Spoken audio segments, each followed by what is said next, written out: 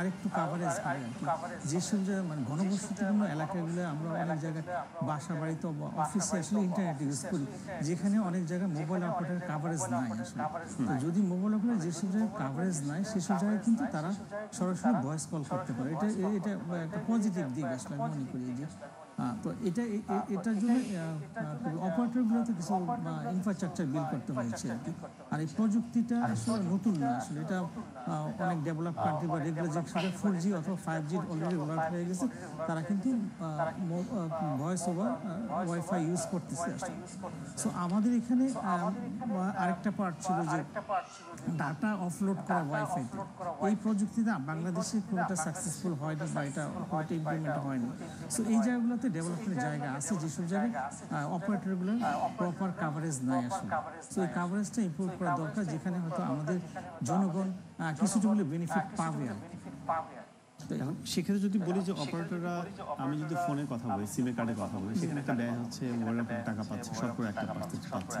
আমরা যে net use করি সেখানে ব্রডব্যান্ডের মাধ্যমে বিভিন্নভাবে এখানে ব্যবসা হচ্ছে, কিন্তু এটার মাধ্যমে যদি চার্জ আমি না দিই, তাহলে সেক্ষেত্রে আসলে কোন উদ্দেশ্য একটা পার্ট হলো কাভারেজ, ডেটা থ্রুতে ভয়েস কলগুলোকে এনেবল করা। আসলে 4G-তে সবইগুলো data base, IP base call, 4G 5G-তে। আগে যেটা 3G বা 2G-তে ছিল CS call, circuit switch call বলতো আর কি। তো সেটা এখান থেকে অলরেডি লিমিট হয়ে গেছে। 4G-তে ভয়েস ওভার LTE ইউজ করা হয়। সো একইভাবে এখন এখানে যদি আমরা মোবাইল নেটওয়ার্কে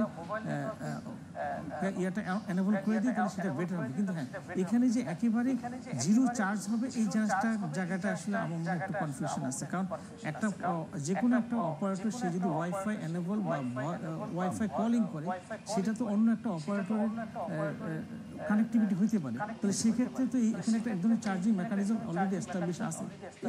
এটা কীভাবে চেঞ্জ হবে? সো আমার মনে হয় না যে এখানে একেবারে জিরো চার্জিং হবে, কারণ এখানে ব্রডব্যান্ড আইএসপি যারা আছে তারা তো কিছুটা রেভিনিউ চাইতে পারে। তো সেইটা কীভাবে ম্যানেজ করা হবে সেটার ব্যাপারে আমরা এখন কিছু দেখতেছি না। এটা কি হিডেন চার্জ?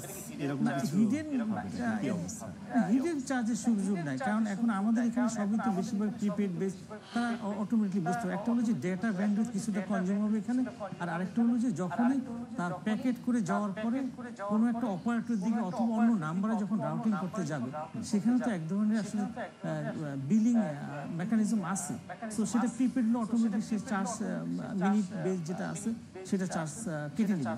হ্যাঁ, কিন্তু যদি আমাদের অপারেটরগুলো চার্জিং বা বিলিং ইয়াটা যদি এরকম শুধু ডেটা বেস হতো, ফুল ডেটা, যে আমি হয়তো 20 Mbps বা 10 Mbps এর প্যাকেট নিলে এখানে ভয়েসের জন্য আলাদা কোনো চার্জিং